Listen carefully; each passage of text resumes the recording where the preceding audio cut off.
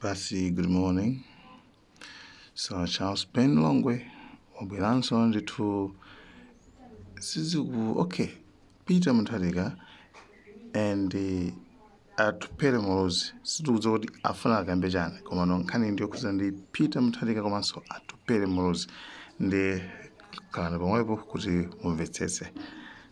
February 2025, and it happens to be on Monday, while my time says a minute after 21 hours, immediately 1 minute past 9, chigawo chimene cha usiku ndipo ayi ndithu bwalo limeneli muli ndine Charles Ben Longwe. Ndiku Landrenson moteromo kuno ku University of Hard Knocks komwe kuja kumene timachapana ndithu lero lino tifika ndithu mpaka ku chest kuchapa kumeneko zipangizo zonse zitsulo zonse za pa chest za kukhosi za kumero mpaka nomafika uko kuma nostrils ukafika mpaka na kuska uko ku ubongo uko tichape bwino makosana. Madzulo ano ndili ndi nkhani imene ndifuna ndiyankhule makamaka yokhuza na zipani za UDF and DPP. Koma ndisanafike kumeneko ndifuna ningopanga emphasize audio yanga ya dzulo chifukwa audio ya dzulo yapangisa kuna kuti anthu ena akhale pa stand still mitu panopo ena kulingalirabe audio manager yakuyilingalira panopo ena sanapange comment akhala kaye ndikuyilingalira bwinobwino kuti kodi mfana ameneyo akupita nayo kuti nkhani imeneyi nkhani ikulowera kuti nde anthu ndithu mitu yalowa njengunje panopo ambiri ndithu akuyilingalira audio manager. Let me say it here and emphasize kuna kuti there is nothing I can apologize on that audio called Misala. I cannot apologize and there is nothing to be reduced out of that audio because chilungamo cheni ndendi chimene chicha. The emphasis ya audio manager, I want to tell you guys, kuna kuti in this country we have a certain spirit that dominates, mene the spirit of pretendency. Spirit mene machita pretend as if everything is fine, everything is normal, but to the true sense mukapezoti nothing is fine, nothing is normal. For example, in Malawi you can give someone a 10,000 or 5,000 kwacha, for example 5,000. Can you go and buy me bread? Mukandigulire bread. Nde atenga 5,000 eja apita akagula bread. Kaya akagula kasa akagula komano bread uja sabwera, change chija sichibwera, munthu yonso sabwera kuzalongosola mpeza kuti ndrama ija yapita, munthu uja usabweranso kudikira bread sazabwera. Siku limene muzakumanero, he will pretend as if nothing happened. Azapanga pretend kukusekererani kukuhagani kukutanini inu yonso kumadabwanso kuti koma wawa ndine tilinawo vuto komano what is happening nde Malawi. That's a spirit of pretendency. We pretend a lot in this country. Let me just expound on what I'm saying right now. Ndona kuti a lot of people who have caused a big damage in this country, there are those who are also playing their innocence. You understand? They are playing their decency. They want to come out decent out of the damage they have caused to this country. Ndikumachita pretend as if they have done nothing and that everything is fine, and with them everything is gonna be okay. Mwaiona imeneyo tikuchokera kuno ku University of Hard Knocks. Ndibwerezenso kuna kuti in this country we have people who have caused a big damage to this country. The damage that is very rare to amend or to be fixed. Mwina zikuzutenga 30 years or more to be fixed. And they have caused that damage, and yet they want to play their innocence. They want to play their decency. They want to come out decent and pretend as if nothing has happened and that with them everything is gonna be okay. and that they're going to fix everything. Ndiyankhule bwanji muchichewa kuti zimveke bwino. Chifukwa chizungu chathu chothyokathyokachi ndi chimenechi. Ndikuti mu dziko muno muli anthu amene dziko aliwononga. Ndikulisakaziratu dziko linolo. Nde polisakaza dziko lino akufuna azipanga play, azionetsa ngati kuti iwo ngabwino, ndipo ngabwinobwino, ndipo ngaklini, ndipo palibe chilichonse chimene wadalakwisa, ndipo iwowo akamaziona kuziona kuna kuti iwowo ndi amenenso angakonze bwino zinthuzi, ndipo anthu aziona kuti iwowo ndi ofunikira pakakonzedwe ka dziko lino. Pamene dziko lino lawonongedwa ndi iwowo, nde aliwononga dzikolo nde akufuna pange play ngati kuti iwowo ndi amene ali anthu amene akhoza kulikonza dziko. Pamenepo ndi pa center pa vuto lalikulu la Malawi. Ndifake ndinatulusa audio ija ya dzulo imene imatchedwa Ben Longwe wa misala. Mwayiona imeneyo. Ndikanapanda kuzitchula ineyo Ben Longwe kuti ndine wa misala because I contributed to the damage of this country. Lero lino bwezi pa social media patanunkhampira aliyense akundigenda m'miyala. Nomana kuti iweyo umafuna kuna kuti uzioneka ngati munthu wabwino. Ine si munthu wabwino.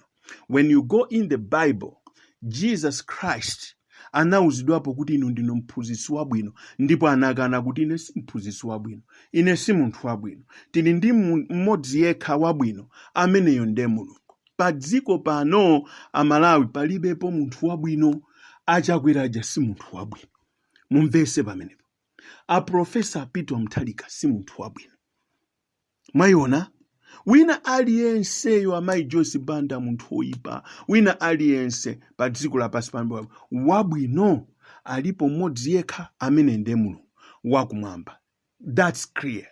Mwayiona imeneyo. So anthu oyipa a dziko lapansi lino kapena dziko lathu la Malawi amene so awonjezera mavuto m'dziko muno amafuna akhale abwino, ndipo amafuna aonetse kuna kuti iwowo ndi amene angakonze mavuto a dziko lino, pamene iwowo ndi amene aononganso dziko lino kwambiri, ndipo iwo afuna bisale ndi kumapanga play their innocence and their decency, and they want to show they are good people and that everything is gonna be fine with them. That's my emphasis. The audio yanga ya Dzweja, I'm not reducing anything. Kuna kuti ichichi ndinalakwitsa, ichichi ndinakhonza. No. Ndikupasa an example, dziko muno munatuluka ma statement. Statement yamba ngati sindikulakwitsa Achikwanji. Dzinalo I think ndilomwero. Achikwanji, Honorable Chikwanji. Pa msonkhano anayankhula kuna kuti MCPwa ofunika kumaotcha amenewa. It was just a statement. Anangochita produce statement. Honorable Msowa anapangaso produce statement yofanana nako ndi imene kati ziyamenya kati ziyatani. Ma statement awiri amenewa anapangitsa kunena kuti anthu amenewa amangidwe. Ndikukhulupirira kuti you are following what I'm saying, because this is Charles Ben Longwe. Guys, nothing reduces Charles Ben Longwe from being Charles Ben Longwe. Anthu amenewa anahantidwa ndipo mpaka na polisi nakapeza mpaka na anamangidwa. Achikwanji analowa. Nkhani yake akuopseza dziko lino, akuopseza anthu a MCP. Akufuna azitiotcha ndi zina zotero. If you remember very well, mudziko momwe muno Dan Lu atajoina MCP anatulusa nyimbo yonena kuti chakwera kumenya kugwetsa. Nyimbo imeneyo trended to the extent yonena kuti aboma MCP anampangira iye ujayo Dan Lufani anampangira concert imene inachitika ku Lilongwe ku stadium. Anampangira china chilichonse kupereka zindalama kumene kuja kunapangidwa concert yoti kunaitanidwa chinyamata mbiri. But when you look at these statements ya Chikwanje, ya Musowa, ya Dan Lu, mukapeza kuti ndizofana. Chifoti if you go and interpret kumasulira the meaning yoti chakwera kumenya kugwetsa, nde kuti ifeyo mdziko muno tikumenyedwa, tikugwetsedwa, tikuvulazidwa ngati mene anamenyedwera achilima kuchikangawa. For example, mene anamenyedwera andani a former first lady kuchikangawa, mene anamenyedwera pilot awiri aja, asilikali awiri amayendesa ndege aja kuchikangawa, mene anamenyedwera anthu amene chakwera kumenya kugwetsa amene yoyo ndikumpasa concert yona kuti now you can go pa podium ukhoza uitana uimba nzako, uitana achinyamata anzako akazaze ku stadium kucha muzika vina nyimbo zake zikakhale zimenezi. Mwayiona? Koma wina kuima pa podium pa stage pichifoti ye sangaike zake zomuzimwenye samatha kuimba koma can speak something, kuyankhula something of the same kind, amene yoyo nde kuti area 30 ipite ikamutenge sampangira concert yayi. Mwayiona kuti iye atapita ni mupange msonkhano wina mukayankhulenso zomwezo mwayankhula bwino iye amene wawa nde kuti oyina kuti amangidwe.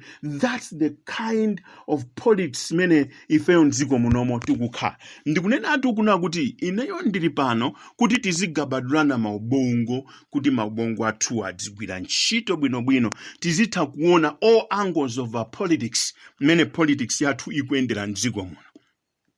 Mwayiona imeneyo nde ndifuna ndiyankhule chonchi.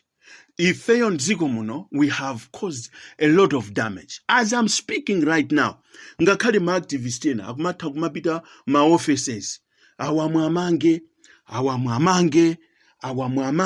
awamusasiye choncho awaseguleni fa nditu kumachita cause ma damage ona kuti to the end of the day simuzakwanisa kuti muzikonze zimenezo chifukwa chona kuti whatever Bible imana kuti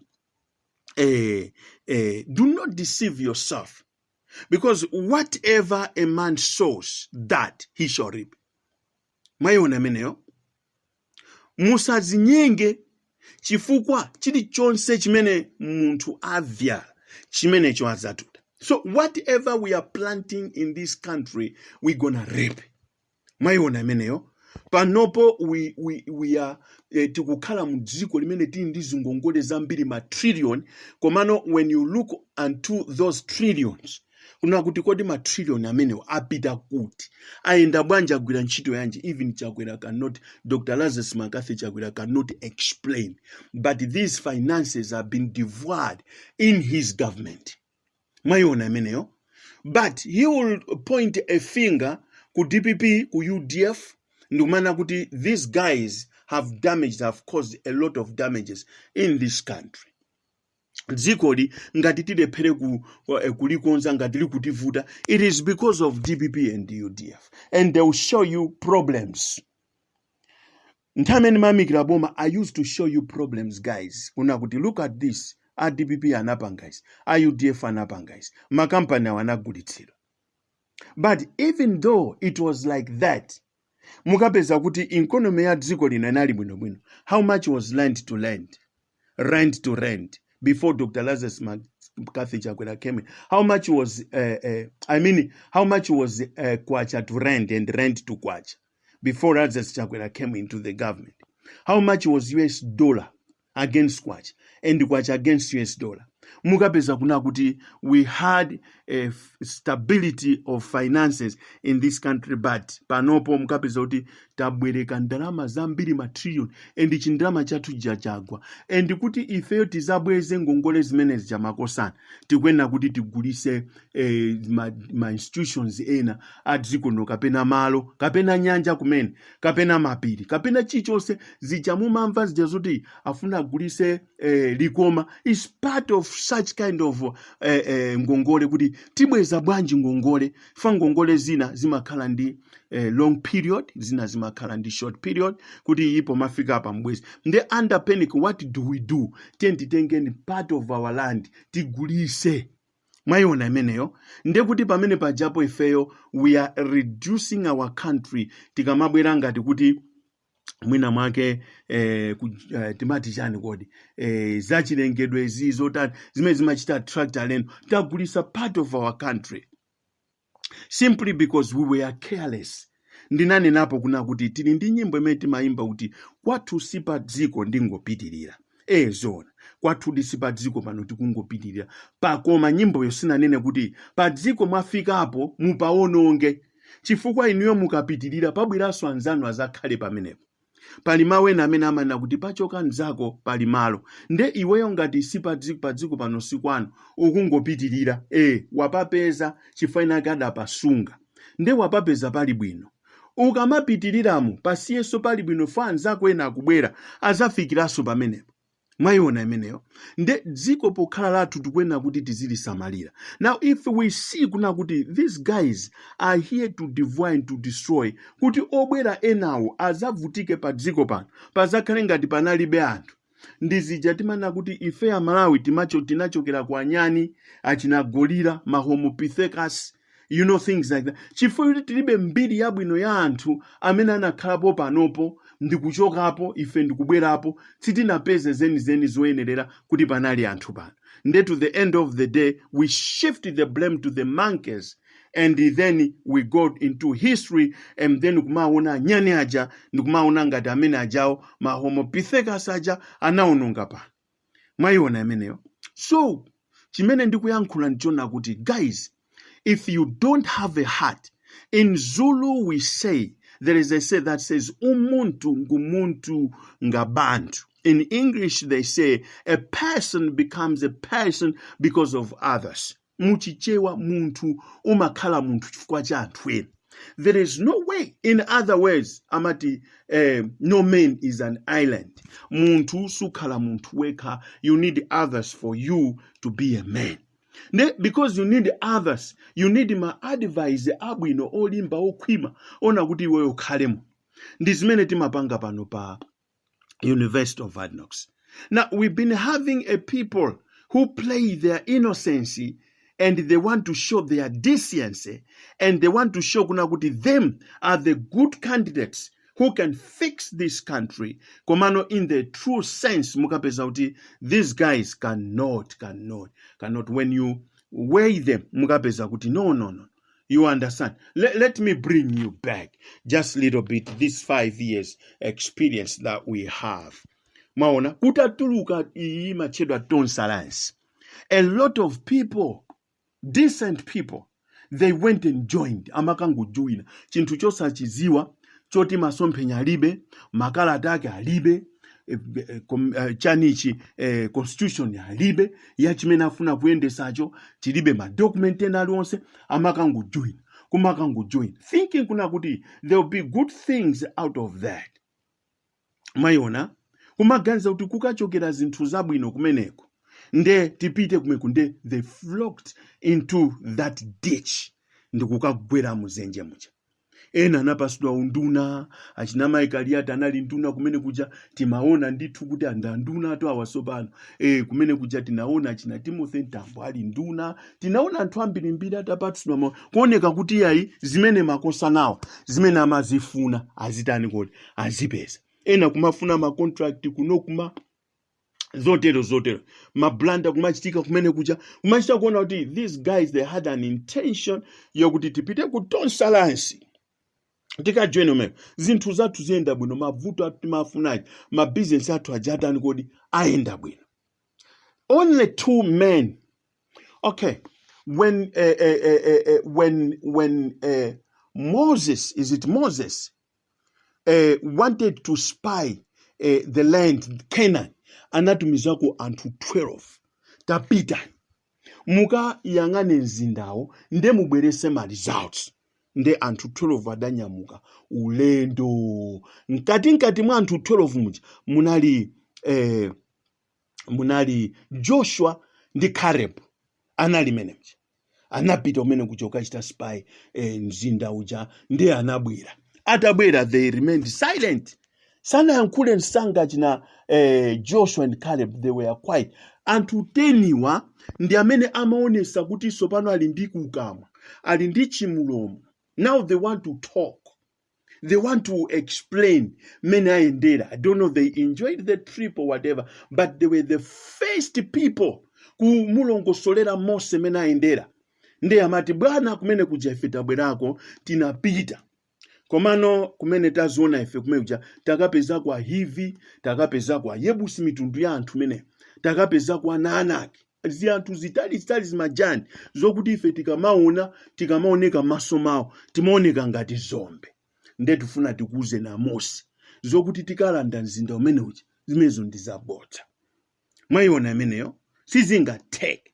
Pamenepo Joshua ndi Caleb ankhala duwa kungomvesera. They distributed discouragement, and yona kuti apapa nde yafikapo. Then Joshua and Caleb took over and said, no, ifeyo ngati Mulungu ali nafe mzindawo tikatani kodi tikatenga. Mwayiona, nde mdziko muno munatuluka anthu okwana kaya 10 ndikupanga a Tonse Alliance. Ndikumamveka mayina awo ndikumatchuka pa TV, pena palipose ma news, ma meeting muchani maloji mango chimu, tukakumana ndi a president, kumaoneka kuti makosanawa zinthu zawo zikuoneka kuti zikuyenda bwino. Only 2 out of those people did not show up. And let me disclose this. This is Professor Arthur Peter Mutharika and Dr. Atupele Muluzi. They never, ever, ever jumped into that ditch. I don't know. They knew kuti we cannot do that. Chifukwa sindi kukhulupirira kuti Dr. Atupele Muluzi akanapita ku Tonse Alliance, Dr. Chakwera would have shifted him out. Kuti we don't want you. It could never happen.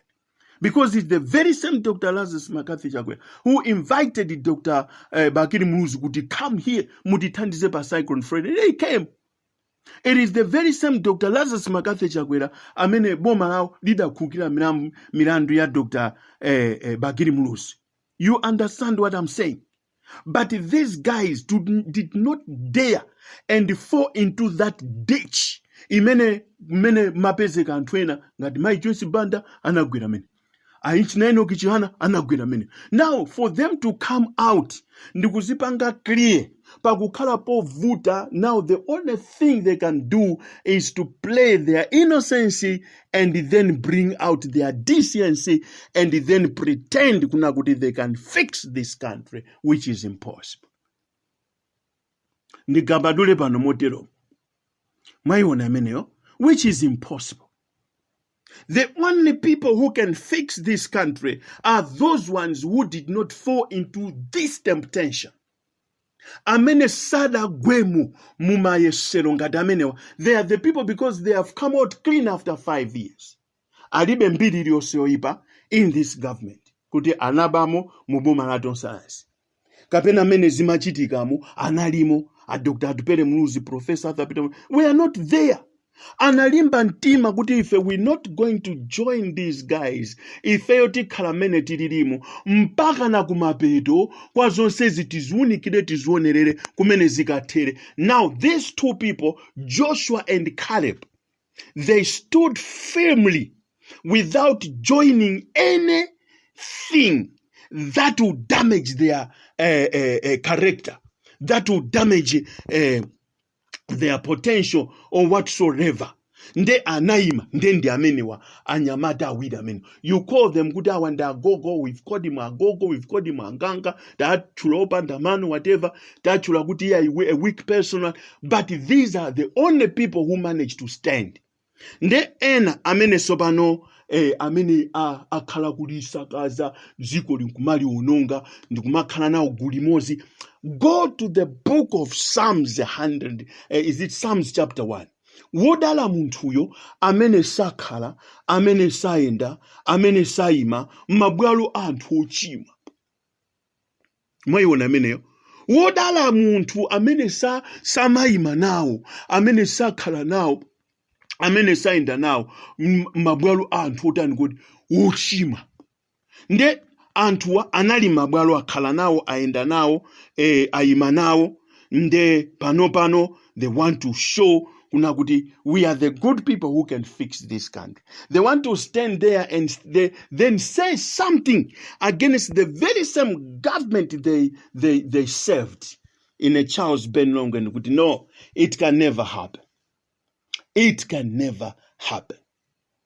The very same people that disbanded, disorganized chipani cha DPP chicha, kuchiwawanya ndikuchisokoneza chimenecha, ndikutenga anthu ena ndikukayamba nawo chipani china, ndikukatenga ndikukaphatikiza kutonsa lansi kuja, ndikuonako kumene kuja kuti talakwisa kubwerera akufuna sopanati akakonze DPP ija. No, it will never happen that way. Take my advice. Ndinalalikirapo uthenga onena kuti